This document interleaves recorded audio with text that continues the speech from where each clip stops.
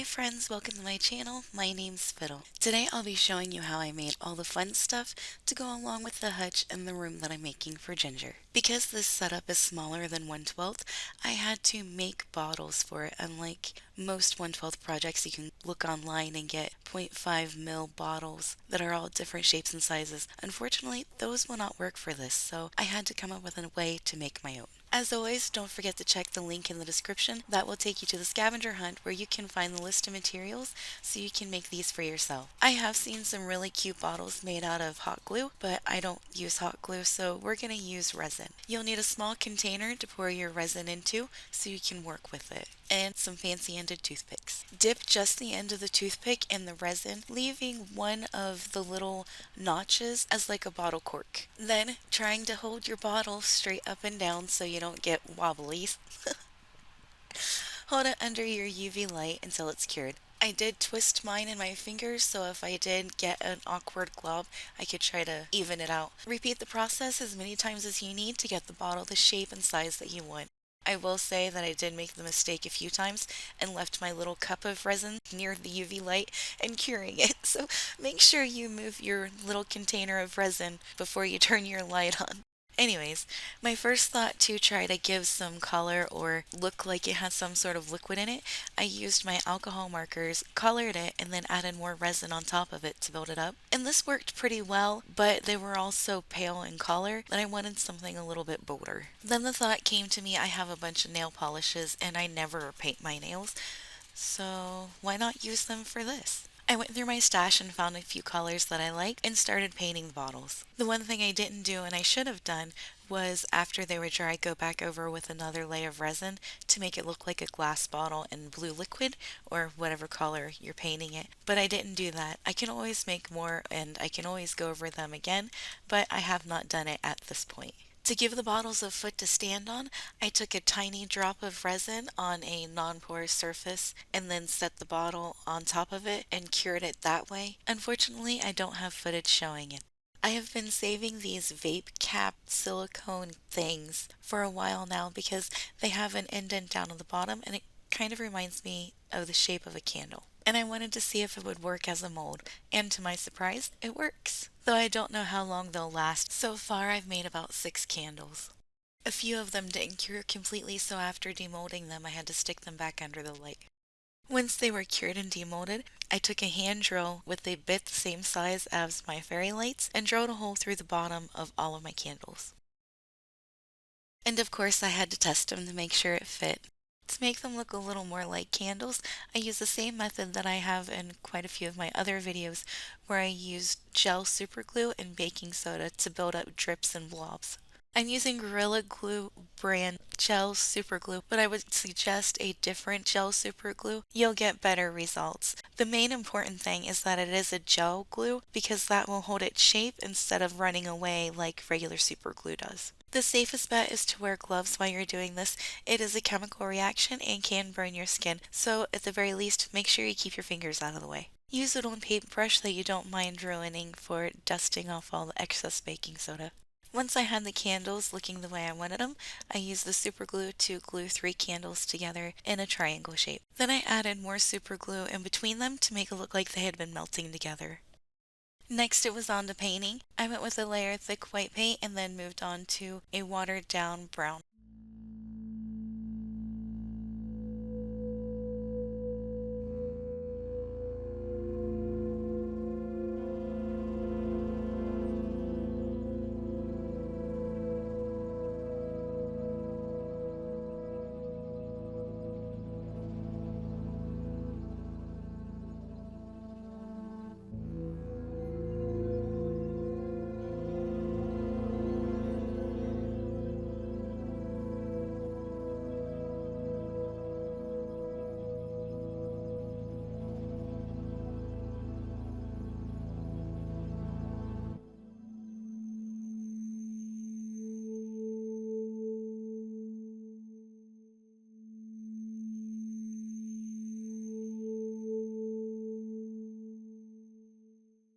I think they turned out pretty good. There is a little bit of a grit to them, and that's because of the Gorilla Glue.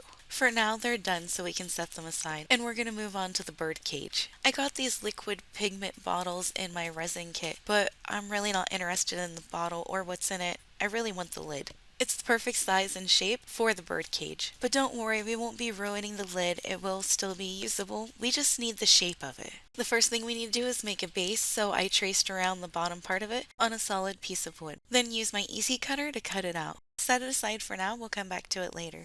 Next, you'll need some thin jewelry wire and a pair of nippers. Using the lid and leaving a bit of an overhang, take your wire and wrap it around the center point of the lid. Until you've reached the other side, leave a little bit of overhang and cut off the excess. Repeat the process until you have about 6 to 8 of them. Set them aside and we need to make the horizontal circles.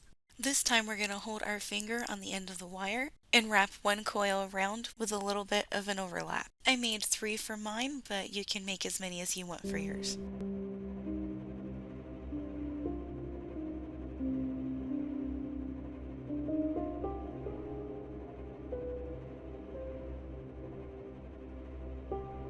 Then going back to the base, I gave mine a coat of black marker, but you can paint yours if you want.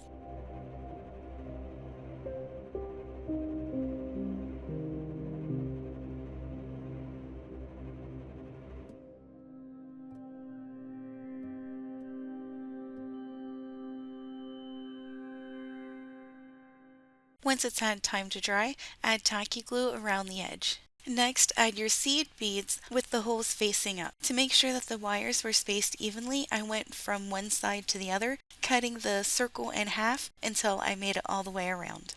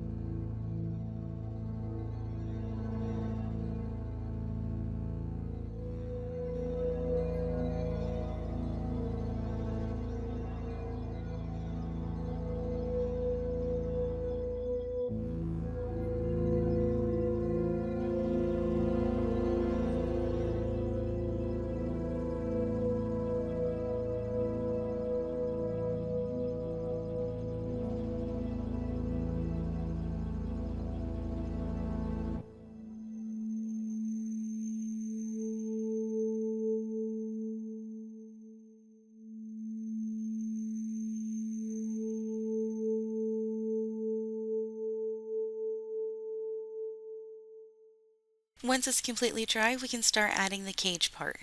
Oh, I forgot, but before you do, make sure that your little hoops that we're getting ready to glue down are all the same size. Then using resin as glue, set your wires in place. You may need to use a toothpick to make sure you get inside the little holes.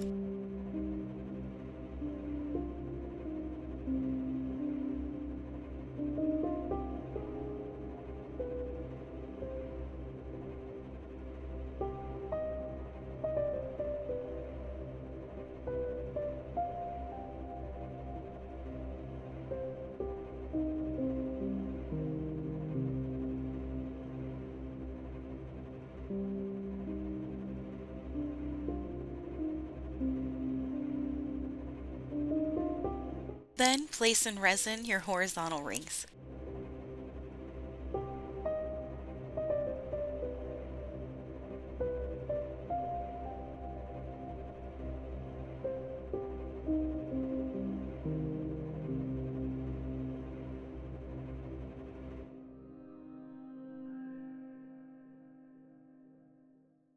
This is what it looks like so far, but we're not quite done yet.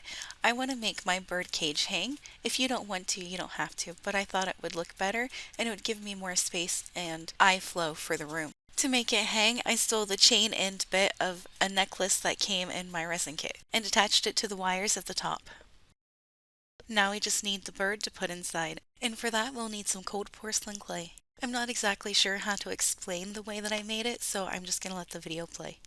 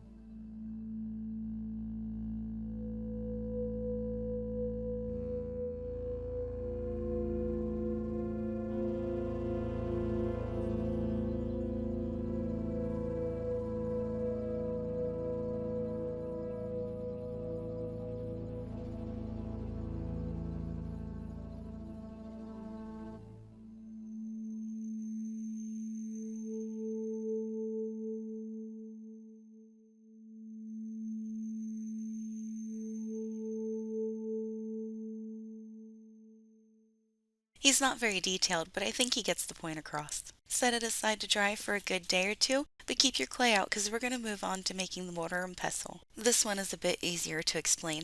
First, take a bit of clay a little bit bigger than what you want your mortar to be, and then press it onto the end of a pin. Shape it how you would like, and then use the rough side of a fingernail file to give it a rocky stone texture.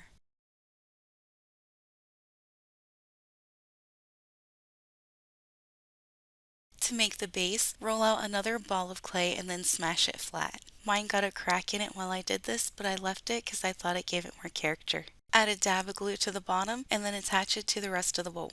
Then carefully pull it off the end of the pin and give it a few days to dry. For the pestle, pull off a tiny piece of clay that is small enough to fit inside of your bowl and shape it into a teardrop. Just like the other pieces, give it a day or two to dry before you work with it again. After the few days had passed, I gave everything a coat of gray paint. And the last thing we're going to make is the cauldrons. These metal-looking pieces were actually part of tassels that also came in the resin set. I pulled the tassels out and drilled a hole through the bottom. Then I glued a piece of clear plastic to the center top to make it look like it was full. Then I colored some silica beads with alcohol markers. I would be careful though because if you use super glue, it may change the color of your beads. Then I used super glue and started adding the silica beads on top until I had the base completely covered and a little more on top. I was even able to get a little trail leading up to make it look like they were floating. Once I had them the way that I wanted them, I used more super glue over top to give it a layer, and then I went over with fingernail polish to make sure that they were held in place. To give the cauldrons a base to sit on, I super glued a jump ring to the bottom. When they were completely dry, I gave the cauldrons a coat of black paint. This would have been better off done beforehand, but I didn't think about it until way later. To make the crystal balls, I used round beads and resin to glue them to the tops of bead caps. Other things that I added to the hutch included the skull, this bead cap that I thought looked like a giant bowl, a few of these pyramid beads with interesting colors. Oh, I forgot about this one. It's a chalice that I made with a bead cap and a cone-shaped bead cap, and a few crystals. And with that, it brings us to the end of our tutorial. I hope this gives you ideas for your next project. If you've made it this far, thank you for being here. Next project will be the broom and table. And don't forget to like, share, comment, and subscribe as it all really helps me out a lot. Thank you, Ginger, and I'll see you next time.